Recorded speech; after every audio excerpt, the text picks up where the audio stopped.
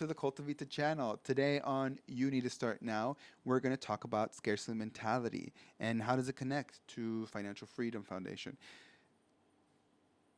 You're probably here because you saw the question in reference to is scarcity mentality good or bad? Spoiler alert, it's neither.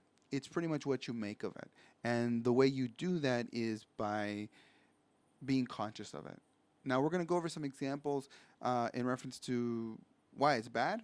I think most people can think of examples of why it's good. It allows you to save. You become a penny pincher, so you're cutting corners and you're saving a ton of money and not spending it. So it's usually a good thing in reference to saving money.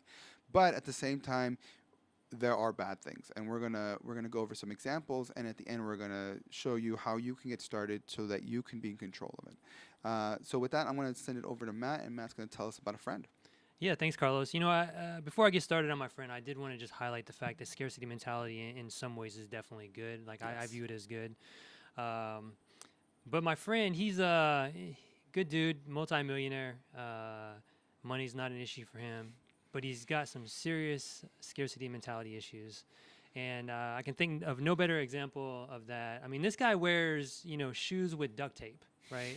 He drives a vehicle over 500,000 miles on it. It's, like rusting. Like, he could easily afford a luxury car, but he decides that he wants to just save all of his money, right? And we were over at his house and at a pool party, and of course, things got a little out of hand, and we pushed him in the pool. Well, he had his phone. He had his phone on him, and at the time, it didn't turn on. We didn't really think anything of it. It's like, okay, just throw it in some rice, and it'll pop back on here before too long. And so we left the party, and then a couple days later, I get a phone call from another buddy, and he's like, "Hey, we got this golf tournament." And so I was like, well, let me call my friend because he's a great golfer. He loves golfing. Like, we had a great time, have a great time together. But it went straight to voicemail. And I called him and called him and called him again. Voicemail, voicemail, voicemail. And I was like, let me find someone else. He's not answering the phone. So turns out he waited an entire week to replace his phone that never turned back on. I mean, if that's not a great example of scarcity mentality gone wrong, I don't know what is, because like I said, he could have easily afforded a new phone at the drop, maybe wait, that night or, go get one the next day. Days, yeah. That's but he reasonable. waited a week, Carlos, an entire week to replace this phone. Like, it's not turning on after 24 hours, bro. You know what I mean? What did he say? Why did he wait so long? Did he just have hope that it might turn on? Or He what? just thought it was going to eventually turn back on. He wanted to make sure it was really dead. Yeah, I mean, that's the thing, it's that scarcity mentality allowed him probably to accrue that wealth, but it also made him lose out on this opportunity, right? And I think this highlights two things. One is I'll talk about, but there's two ways that typically is blatantly obvious that scarcity mentality is bad, and one of those is your value time. Right, something that you are paying for more. So, for example, you still walk when you can afford to, at least take the bus, right?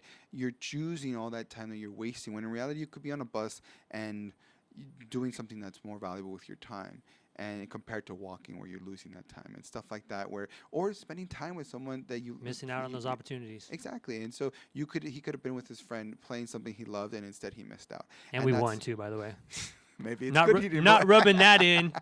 But there's a flip side to that as well, as a reference to personal growth. That's the other one, and for that, I think there's no better example than my process in getting an MBA. I started off with corporate, and in corporate, I learned that two things. One was that you could be a great salesman, but 3 average salesmen are going to far outperform the one great salesman. And it's just a numbers thing, right? And 2 was I was really good at teaching people because I catered to the individual or that small group. And I wanted to do training programs because of that. After getting mentors and trying, I realized, despite my mentors were telling me, that I needed an MBA. No one was taking me seriously unless I had an MBA. It was like a driver's license. And so I was forced to eat it and get an MBA. I did it as frugally as possible as I could think of. But afterwards, I realized I should have done it a lot earlier. Not, and getting education through those channels isn't maybe for everyone, but for me, I realized that scarcity mentality held me back from being able to do this earlier and potentially gain so much more. It allowed me to just really hit the ground running and expand on these ideas that I learned, through my experience, and just broaden my horizons and just become just better all around. And I wasn't doing it because it cost so much money. If I would have done it earlier, I would have been able to get so much more out of life, and maybe more in reference to finance as But well. you could have afforded it. Oh yeah, Yeah. yeah. And again, this goes for. I'm not saying you should go out there and buy a car when you're walking if you can't afford it. Like, this is assuming you are in a good place and you're choosing not to do it. And this takes consciousness. You have to be conscious of your finances and conscious of who you are and the scarcity mentality. And really, that's what it comes down to, guys. You need to start reflecting now. And the recipe is, be curious. Don't judge. Be curious. Start to understand your scarcity mentality. When does it come out? How does it come out?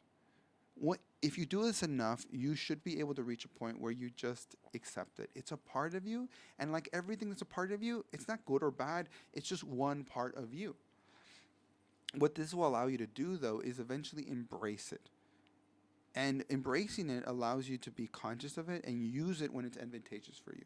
So, for example, when you do want to save, when it does make sense to keep that shoe, right? Because again, it's about finding the right balance for you. Maybe keep the shoe before With you duct need tape? duct tape. With duct Right? tape on? Well, before you reach the duct tape, right? It's maybe get to keep the car, but maybe you're having to buy a whole new engine.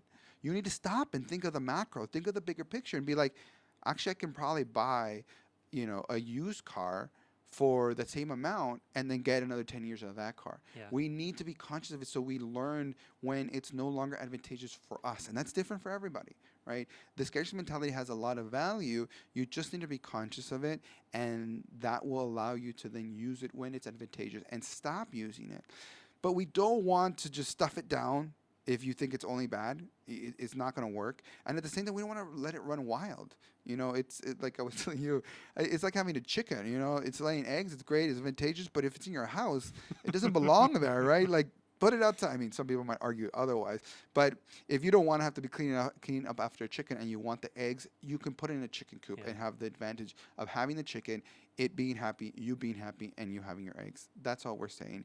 But it takes a level of reflection to get to the point of embracing it so that you're conscious of it always. It's going to be hard to start with, but eventually you're going to reach a point where you're just going to have to have maintenance, and that's going to allow you to just recognize it's a part of you. It's not good or bad. It probably leads to a lot of good things, and it could lead to a lot of bad things. We want you to enjoy those good things and avoid the bad things, and we do that by embracing it, and just being conscious of it at every point and giving it its space. And that's it. It's pretty much that simple. Do you have anything else to add? No. All right. Well, hopefully that was helpful for you. If you have comments, please comment below. And if you like the video, please like and follow. If you think this can help somebody, please forward it along. It's why we do these things. We want to help people. If you want more information, please check out the book, The Selfish Guide, or check out the website, the cultumvita.com website, as well as our varying social media outlets. There's varying content all over, so check them all out. Until next time, stay curious, stay open, and stay true to you. Thanks for watching.